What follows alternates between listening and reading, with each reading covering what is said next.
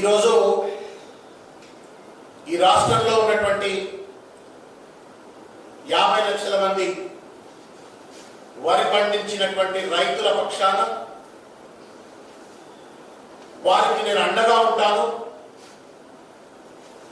చివరి గింజ కొనేంత వరకు కాంగ్రెస్ పార్టీ మీ పక్షాన ఉండి పోరాటం చేస్తుంది అని చెప్పి ఒక భరోసా కల్పించేందుకు, ఒక ఆశ్వాసన కల్పించేందుకు కాంగ్రెస్ పార్టీ అధినేత రాహుల్ గాంధీ గారు ఒక ట్వీట్ చేయడం అయింది.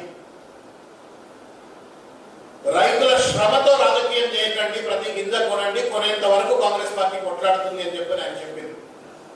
దీంట్లో ఏమాత్రం కూడా మెడకాయ మీద తలకాయ ఉన్నవాడికి కానీ, మెదడులో బుర్ర ఉన్నటువంటి తలకాయలో మెదడు ఉన్నటువంటి ఎవరికి కూడా తప్ప అనిపించదు. కానీ ఎందుకో అధికార అహంకారంతో, ధన మదాంతంతో కూడా కన్ను మిన్ను కానకుండా బిర్రవేగుతున్నటువంటి టిఆర్ఎస్ పార్టీ నాయకులకు మాత్రమే తప్పుగా కనపడ్డది. అడ్డమైన ట్వీట్ చేసినారు. రాహుల్ గాంధీ గారి యొక్క నీతి నిజాయితీని ప్రశ్నిస్తా ఉన్నారు.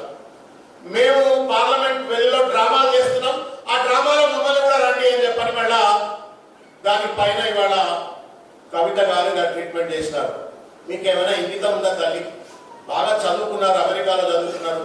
ఇంగితము విఘ్నత లేకుండా, కనీస మానవీయత లేకుండా ఇవాళ మీరు చిల్లర రాజకీయాలు చేస్తూ, ఆ చిల్లర రాజకీయాలు డ్రామాల్లో రాహుల్ గాంధీ వెళ్ళలోకి వచ్చి డ్రామాలు చేయాలని చెప్పని మీరు మాట్లాడుతూ ఉన్నారు. ఇది అత్యంత బాధ్యత రాహిత్యం. కాంగ్రెస్ పార్టీ దీన్ని తీవ్రంగా ఖండిస్తా ఉంది. అసలు మీకు నిజాయితీ గురించి మాట్లాడే హక్కుందా? తెలంగాణ ఇస్తే టీఆర్ఎస్ పార్టీని కాంగ్రెస్ లో విలీనం చేస్తా అని మోసం చేసినటువంటి వాళ్ళు, దళితుడే తొలి ముఖ్యమంత్రి అని చెప్పి మోసం చేసినటువంటి వాళ్ళు, కేజీకి పీజీ ఇస్తా అని చెప్పని అధికారంలోకి వచ్చి మోసం చేసిన వాళ్ళు, నిరుద్యోగ వృత్తి ఇస్తామని చెప్పని ఇవ్వకుండా మోసం చేసిన వాళ్ళు, ఇట్లా చెప్పుకుంటూ పోతే రాసుకుంటే రామాయణం అంతా వింటే భారతం అంతా అన్నట్టు రకరకాల రీతుల్లో ప్రజలను మీరు మభ్యపెట్టి మోసం చేసి వాళ్ళ దగా, మోసం, కుట్ర, కుతంత్రానికి మీరు చిరునామా అయిపోయింది. వాళ్ళ మీరు, మీ ప్రభుత్వం, మీ పార్టీ అంటే దగా, కుట్ర, కుతంత్రం, దీనికి మీరు చిరునామాగా మారి వాళ్ళ రాహుల్ గాంధీ గారి నిజాయితీ గురించి మాట్లాడుతున్నారు. సూటిగా 2 విషయాలు ప్రజలందరికీ కూడా అర్థమయ్యేందుకని చెప్పని కొన్ని విషయాలు చెప్పదలుచుకున్నాం. 2021 ఆగస్టు నెలలో కల్వకుంట్ల చంద్రశేఖరరావు గారు కేంద్ర ప్రభుత్వం నాకు ఒక అండర్టేకింగ్ ఇవ్వమన్నది, బ్రాయిల్ రైస్ కొనను ఇవ్వను అని చెప్పని అండర్టేకింగ్ ఇవ్వమంటే గంగిరెద్దు లెక్క తల ఊపి ఆయన సంతకం పెట్టించినాడు. కేంద్ర ప్రభుత్వం ఏమో నాకు సంతకం పెట్టి అని చెప్పని అండర్టేకింగ్ ఏమని అడిగింది. కనీసం రైతులతో సంప్రదించకుండా, ప్రతిపక్షాలతో సంప్రదించకుండా, ఎవరితో సంప్రదించకుండా చంద్రశేఖరరావు సంతకం పెట్టొస్తాడు. ఎవర్రా చెప్తారు? 50 లక్షల మంది రైతులకు సంబంధించిన అంశాన్ని రైతులతో కానీ, రైతు సంఘాలతో కానీ మీరు మాట్లాడకుండా మీరు సంతకం పెట్టొస్తారు. ప్రతి రాష్ట్రానికి there are certain standard practices, customs, conventions of cultivation and procurement. వాటికి విరుద్ధంగా కేంద్ర ప్రభుత్వం అండర్టేకింగ్ చేయమంటారట, వాటికి విరుద్ధంగా చంద్రశేఖరరావు సంతకం పెట్టిస్తారట. ఇవాళ డబ్ల్యూడబ్ల్యూఎఫ్ మాట్లాడుతూ నువ్వు ఒట్టినట్టు చేయి, నేను ఏడ్చినట్టు చేస్తా, నువ్వు తన్నినట్టు చేయి, నాకు దెబ్బలైనట్టు చేస్తా అని చెప్పని బీజేపీ టీఆర్ఎస్ కొట్లాడుతుందట. మళ్ళా కాంగ్రెస్ పార్టీ, రాహుల్ గాంధీ ఆ డ్రామాలో భాగస్వాములు కావాలట.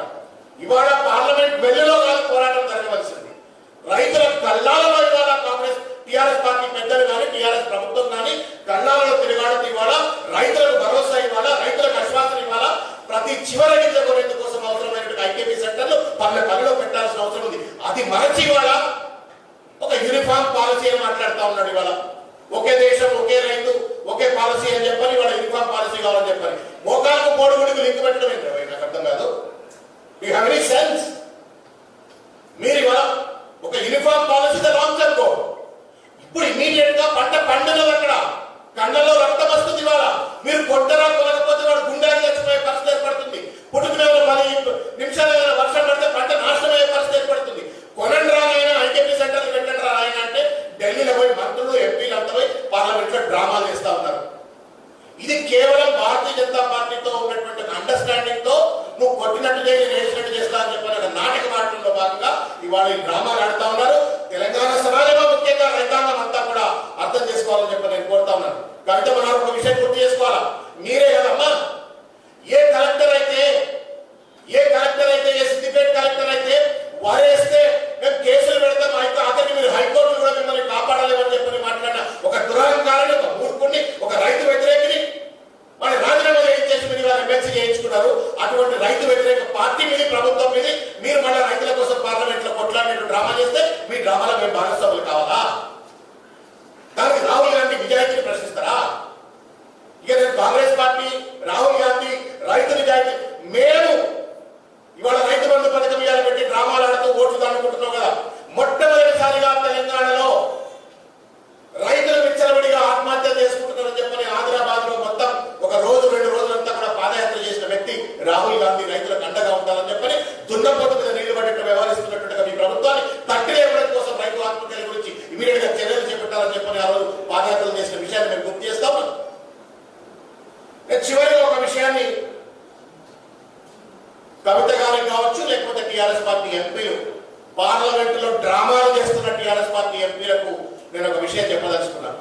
ఈ నాటకాలు బంద్ చేయండి. కాంగ్రెస్ పార్టీగా మేము డిమాండ్ చేస్తా ఉన్నాం. ఒకవేళ విధంగానే కనుక భారతీయ జనతా పార్టీ పైన రైతుల పక్షాన ఒత్తిడి పెట్టి వరి కొనుగోలులో న్యాయం చేయాలనే చిత్తశుద్ధి మీకుంటే వెంటనే మీ ఎంపీ పదవులకు రాజీనామా చేయండి. టిఆర్ఎస్ పార్టీ చంద్రశేఖరరావు గారు కానీ లేకపోతే మిగతా అందరికి కూడా మేము ఒక డిమాండ్ చేస్తా ఉన్నాము. రైతుల పక్షాన మీకు ఏమైనా విధమైన చిత్తశుద్ధి ఉంటే, బీజేపీతో కొట్లాడాలంటే వెల్లులో నాటకాలు కాదు, రాజీనామాలు చేయండి. కేంద్ర ప్రభుత్వం మీద ఒత్తిడి పెట్టేందుకు, ప్రజల యొక్క ఆకాంక్షలను బలంగా వినిపించేందుకు ప్రజాక్షేత్రంలో పోరాటం చేద్దాం. రాజీనామాలు చేయాలని చెప్పని ఈరోజు మేము డిమాండ్ చేస్తా ఉన్నాం. ఒకటి, ఇమీడియట్ గా చివరి గింజ వరకు కొనేందుకు అవసరమైనటువంటి ప్రతి చర్య కూడా చేపట్టాలి. ఇంతమంది పెద్దలు కిసాన్ కాంగ్రెస్ అధ్యక్షులైనటువంటి ఏఐసిసి వైస్ చైర్మన్ అయినటువంటి కోదండ రెడ్డి గారు చెప్పినారు.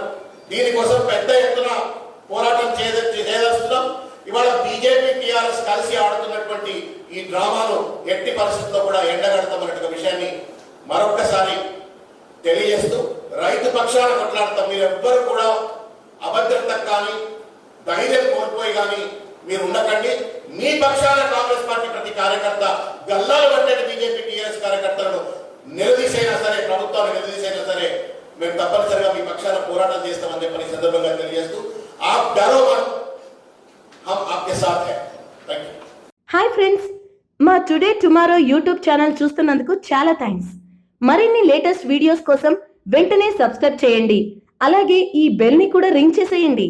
మా నోటిఫికేషన్స్ అన్ని మీ మొబైల్లో వస్తాయి. అలాగే మా వీడియోస్ మీకు నచ్చితే లైక్ చేయండి, షేర్ చేయండి, నచ్చకపోతే కామెంట్ చేయండి.